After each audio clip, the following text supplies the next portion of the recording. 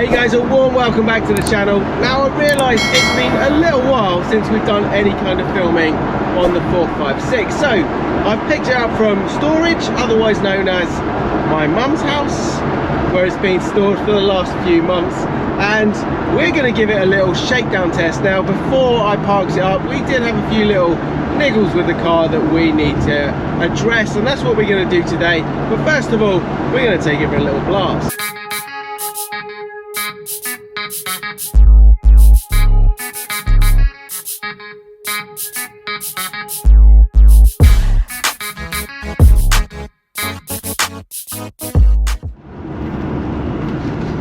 Smells a bit strange, this car. Let's check this out.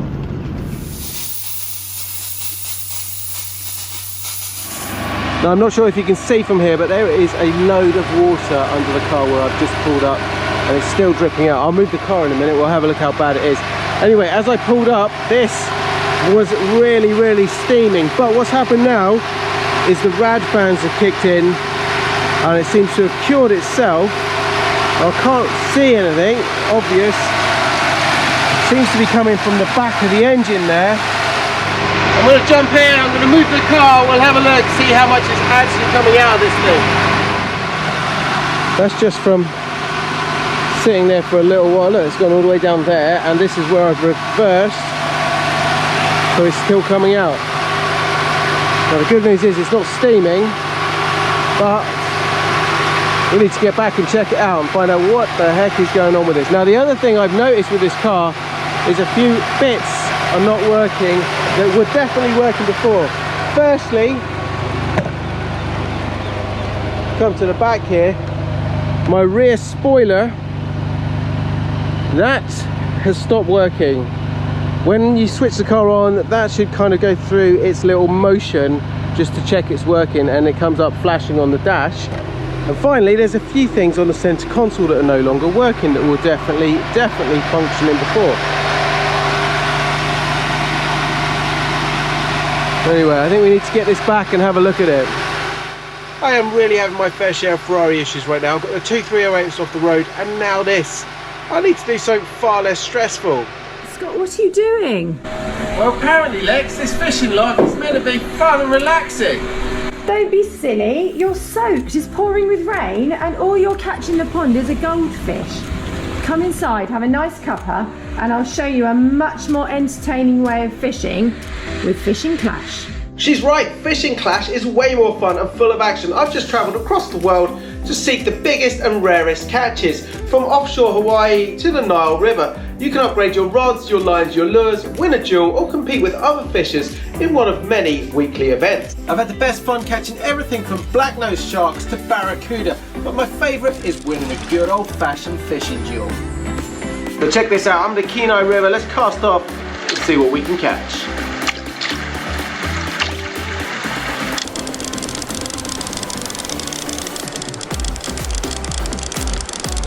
And we caught a tiger trout. Fishing Clash is free to download and available on both iOS and Android. And once you're in, use my gift code FISHWITHSCOTT and you're going to get $20 worth of free add-ons, including a 3-star rod, 1 mythical lure, 50 lucky power-ups and 30 weight power-ups. And that's going to help you fish like a pro. So have some fun becoming a pro fisherman like Ratarossa. Download Fishing Clash today. Just click on the link in the description below my video. I've got to say a massive thanks to Fishing Clash for sponsoring today's video.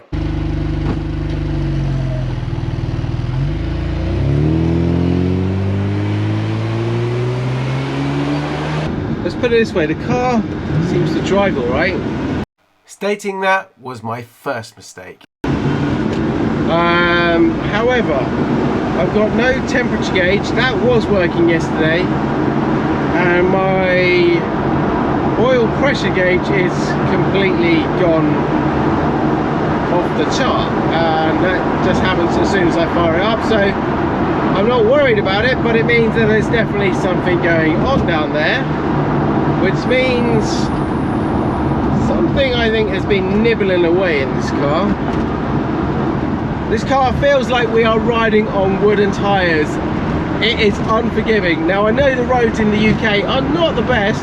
This particular stretch is actually quite smooth, but I don't know if you can see it on video, but I am getting a lot of bumps and it's very, very hard. Now the problem on the 456 suspension is it's quite a complex system. There's a lot of components to it. We've got the hydraulic back rams at the rear of the car, which have got a reservoir. They go wrong. The actual shocks at the back, they go wrong.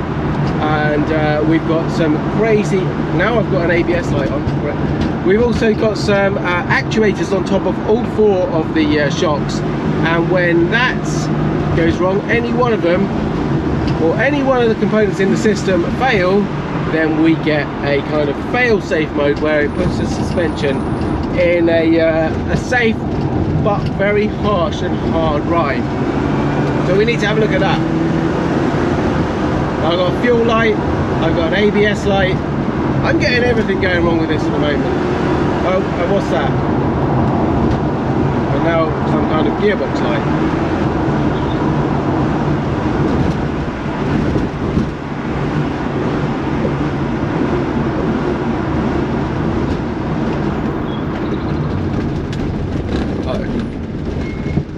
The car is not happy.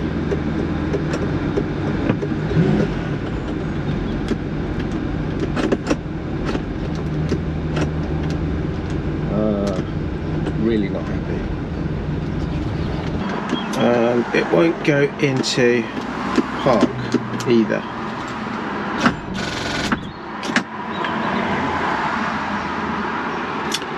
We got a major problem here.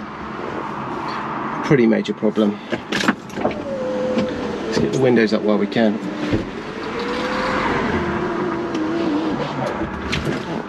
Okay, first of all, battery's gone flat. Second of all, it won't start. And third of all, it is not looking good or sounding good. So we need to abandon the car. Now here's the strange thing. The hazards start working just when they need to, but they really weren't working earlier. So we have got some crazy wiring issues going on here. Anyway, look, wait a minute. Oh no, this is weird. Check this out. I have not got the... That's not even on. That's the hazard. The Ferrari 456, the most reliable Ferrari they ever built. See you, Ferrari. Well, this is not the most safe road. Pretty bad corner, this one. I was going to risk driving the car. You can't really see this, but this is quite a slope. I was going to drive the car up here, but it was chugging away and I didn't really think it would make it. So looks like we're on foot for the time being. Luckily I made it into that lay-by back there. This is not the best road at all to be on. Okay, we're finally back home. Here's the plan. 2 jerry cans, we're going to fill those up with fuel. Then, I haven't got a spare battery with me. Going to borrow the battery out of the 360 and hopefully we can limp the car back here. It's the cheap and trusty Nissan truck. You gotta love it. Hopefully it's going to save the day. 2 jerry cans of fuel, 1 battery out of the 360. Let's see if we can get this 456 back on the road. Now the problem with the 456 is my own fault really, because with the tanks at the back, when I replaced the pumps, I thought I'd be very clever. Now the normal pumps sit quite low in the tank, and basically what they do is they'll just draw up the fuel there, but they also will draw up any rubbish and crud that is down there as well. Now the problem with the 456 is that the little kind of rubber bungs they sit in, they disintegrate over time, and so you get loads of debris at the bottom, and basically what that means is the pumps suck that through the system. So I thought I'd be clever and I'd raise the pumps up a little bit and stop that happening. Now what that does is it means that when I get to about 1/4 of a tank, I've got no fuel left, and this happens. Anyway, that's not the only problem. Let's crack on.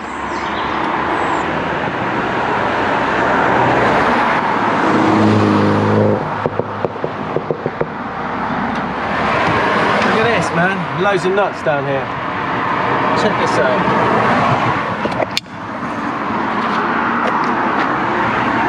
Look at all those in the corner there and there. Let's try it, shall we? Just in time, just as I've done it all, they turn up, yeah? Stu and I are here to push it home. Let's see if we go, shall we? How was your lunch? Good, mate. Good.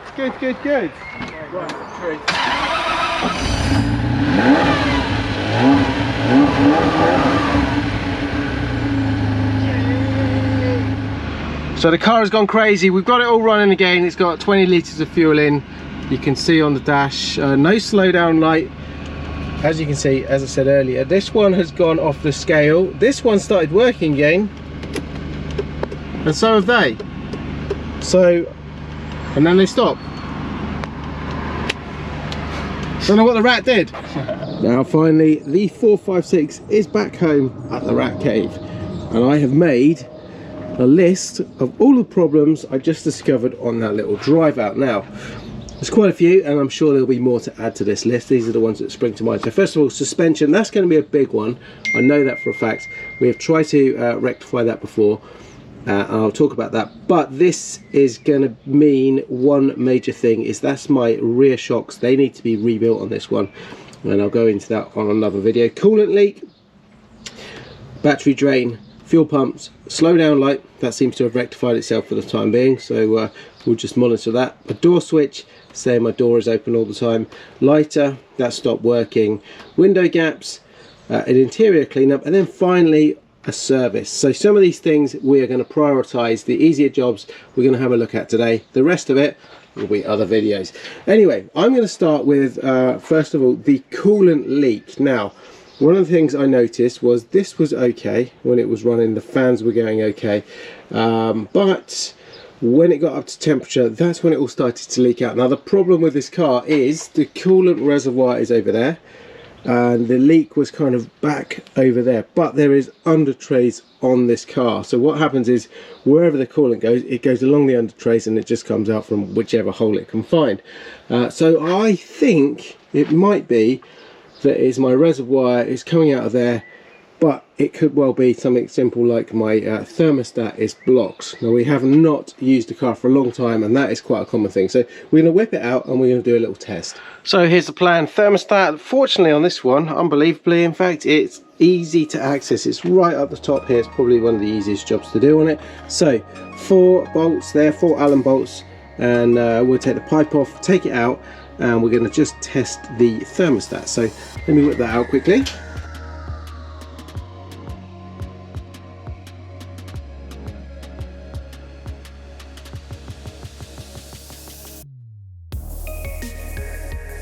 So 4 bolts removed there. This is our housing. Let's just give that a quick inspection. That all looks good. Let's put that up there. Now this is the thermostat. It's still quite warm. The car has been running, so you can just probably see a little bit of steam in the background, so it depends on how warm it is. But basically we're going to do a quick simple test to see if this is good or bad. Okay, here's what we're going to do. This is the thermostat. I want you to note the position of everything on it, because what I'm going to do now, this is nice and cold. I put it in the freezer for a couple of seconds just to cool it down. I'm going to drop it in the boiling water, leave that for a little while, and just see if that opens. Now our thermostat has been boiling away in here for a few minutes. Let's see if I can just get it in between the tongs. Let's do a little experiment here. So this is the thermostat, just in room temperature. Let's see if it cools down. See the gap for my pencil.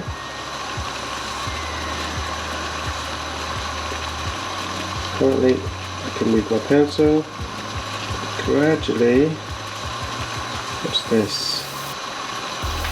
So that is working because it's opening and closing. If I put that in there again, see that? It's like a crab. There we go, watch this.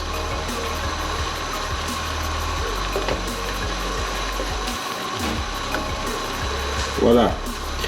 So our thermostat is opening, which would have been a nice easy fix, but it's not the way these Ferraris go, is it? So let's turn that off. Go to plan B.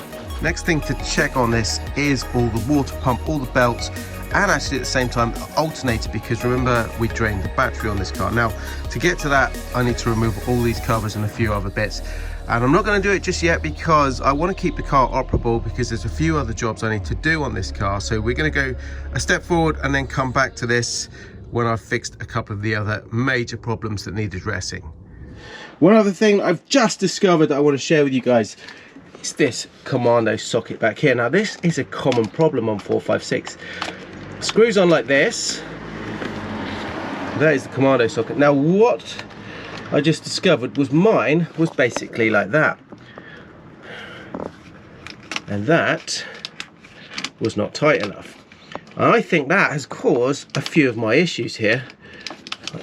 That potentially, my engine was running on half cylinders, so we had a 6-cylinder engine. It would randomly cut in and out and we couldn't figure out what it was, and I think this is a strong probability. So I have tightened that up. Basically though, if you've got a 456, I would strongly suggest you regularly check that commando socket. I'm even tempted to put maybe a little bit of tape around there if possible, just to hold that so it can't possibly work its way loose.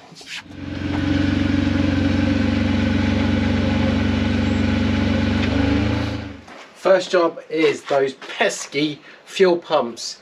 Let's get in there, sort that out.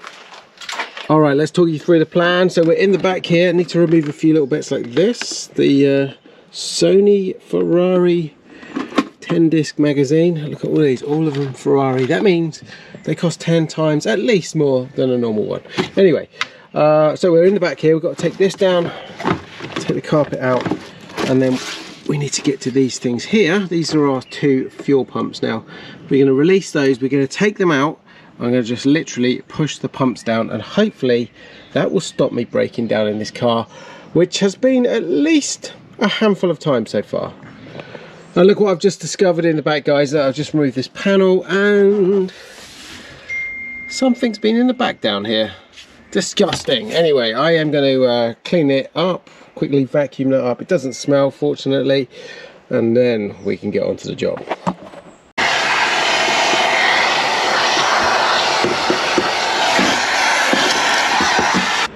Okay, that is taking care of the mess the rat has made.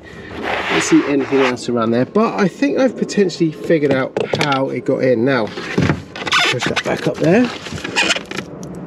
This panel here allows you access to the gearbox at the back of the car. Now, I had been doing something back here before I put the car into storage and forgot to actually bolt the thing down. So there was a little gap which allowed anything that wanted to come in here and have a nice cozy winter month in a Ferrari 456, and something has taken full advantage to that. Anyway, you live and you learn. Right, let's start with this one, shall we? So battery is all disconnected at the front of the car. I need to move this, and it's quite likely we're going to get a little bit of fuel coming out here. So 10 mil. Next job we need to do is remove these little collars here that hold the housing in place. Now there is a tool you can get to do that. I don't have one, so we're going to have to improvise.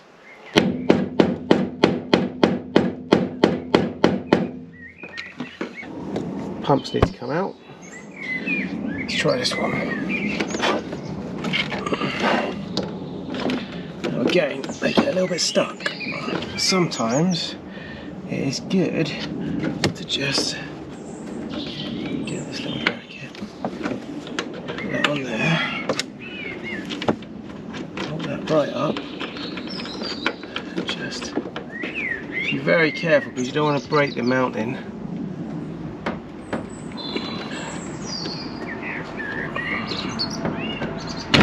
There we go, that's one.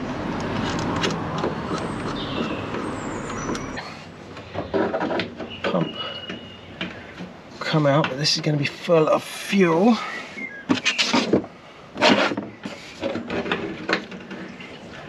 If you just tip that all out there as much as possible. And it's a little bit tight getting it out through here.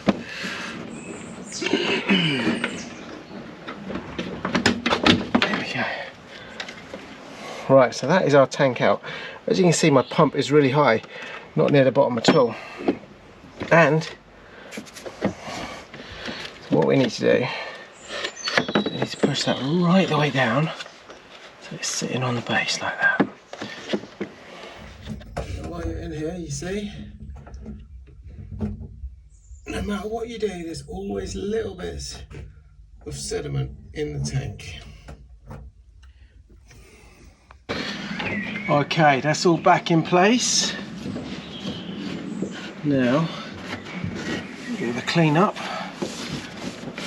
Hopefully, that has done the job. Both of those pumps are right down the bottom now. So with a bit of luck, no more running out of fuel.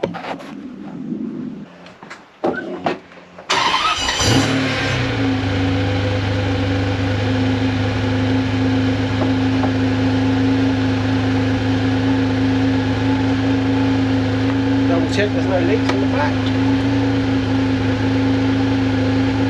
Good. Down there somewhere is the motor that drives this, which enables it to pivot. However, it doesn't seem to be working. Anyway, had a little dig around and then started noticing a few little nuts or seeds in the back there.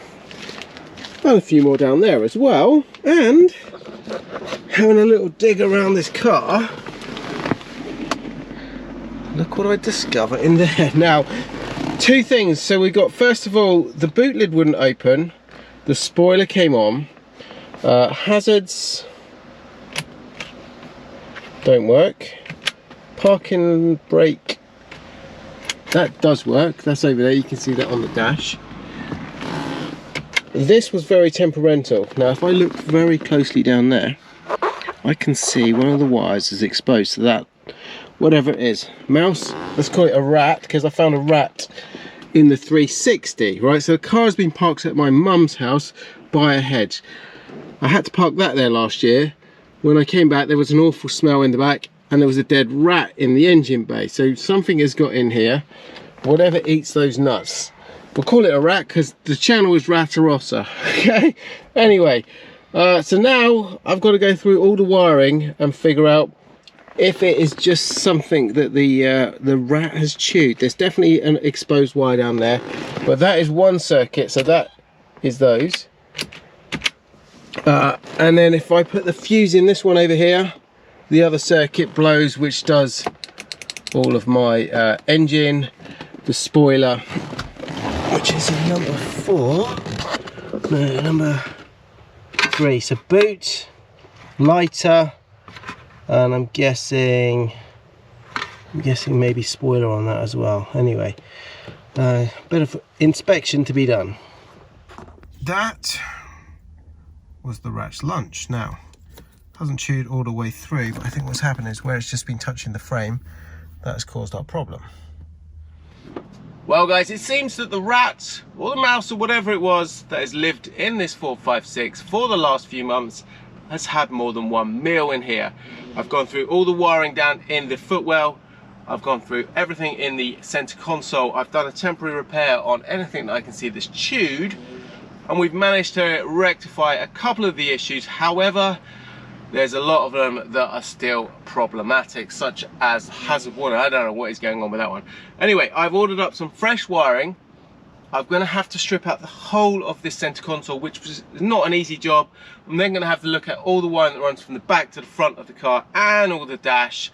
It's clear that the animal has been in the front, in the engine bay. We found nuts there, in the trunk, and also in this center console. So I don't know, it's not going to be an easy fix, this one. So that's all going to happen in the next video. Hopefully we can get this one sorted. If you guys have got any suggestions, any comments, please do write them below. let me know how I can keep rats out this car. Hope you enjoyed it, guys. Don't forget, check out Fishing Clash. Link is in the description below the video, and you can check out what I get up to on a daily basis over on my socials. Until then, guys, stay safe. Ciao for now.